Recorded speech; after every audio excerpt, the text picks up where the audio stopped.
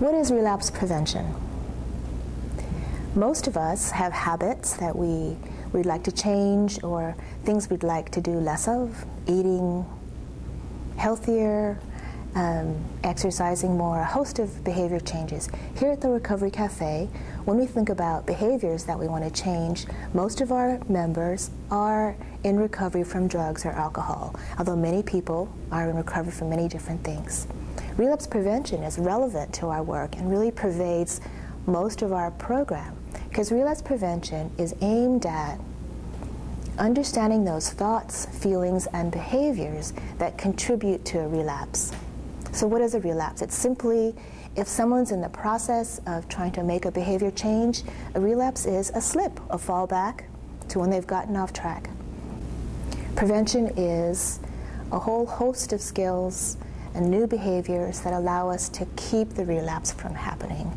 So again, in relapse prevention, the goal is to maintain or establish a new way of being, having habits be different. And so why, in our view, is relapse prevention so important?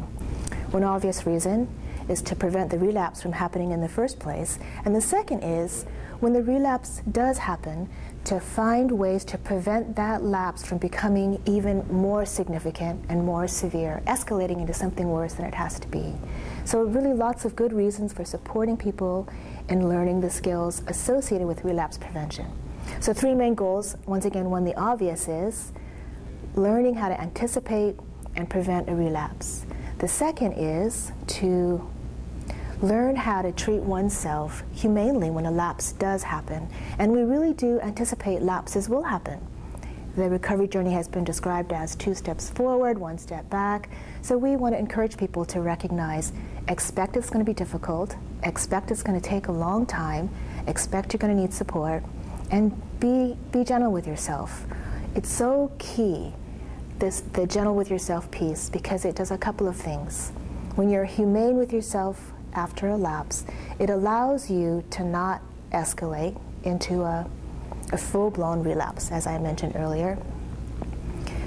People sometimes fall into the unfortunate trap of what's called the abstinence violation effect, and that is they've been sober for a year, they have a sip of wine at a family wedding, and they think, oh my goodness, I have completely blown my recovery, it's all over, I might as well drink a case. Abstinence violation effect. If someone can treat themselves humanely and say, I've had a sip of wine, I've been celebrating, it's not the end of my sobriety, they don't have to slip back into a full-blown relapse. The second reason why being humane with yourself is so important is because when you're upset or angry or feeling completely out of control because of a lapse, you stop thinking clearly. And thinking clearly and feeling clearly and understanding those thoughts and feelings are really important in that moment, because that's the information that's going to help you next time prevent a relapse. So lots of good reasons that we coach our folks here at the cafe to be humane with yourself. And the third focus area of relapse prevention in our curriculum in the School for Recovery is how to, once you've established a healthier lifestyle of stopping a behavior that's been hurting you for however long, you still have the work of putting in place healthier options, healthier ways of communicating, healthier friends, healthier activities that allow you to then maintain the change that you've established in your addiction. In the original model of relapse prevention, much emphasis was placed on being able to identify high-risk situations.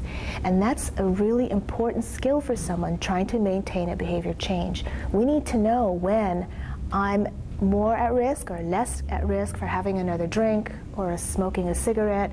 Under what conditions am I needing to kick in my relapse prevention skills? One of the key elements is to help an individual begin to identify the thoughts and feelings that were associated with their drug or alcohol use. That helps them identify the situations that they might have been in, and the power that gives a person, even at the very beginning of their recovery, can be profound, because they are then able to say, when I'm in my work situation, under these conditions, I'm at high risk after work for going for a drink. So just the beginnings of that awareness can be really helpful to a person. The next step would be to develop or identify what are some effective coping strategies. And many of our members who have long histories of addiction realize, I didn't have any coping skills. So our task here in our School for Recovery classes is to help people identify what coping skills they do have. Some examples come from the community, like calling a friend, calling a sponsor, making sure I'm never, to use really effective 12-step language, I'm never hungry, angry, lonely, or tired, because those are my triggers. An effective coping skill is learning to recognize when I am hungry, angry, lonely, or tired. And that is the next step in empowering people to make better choices in their recovery.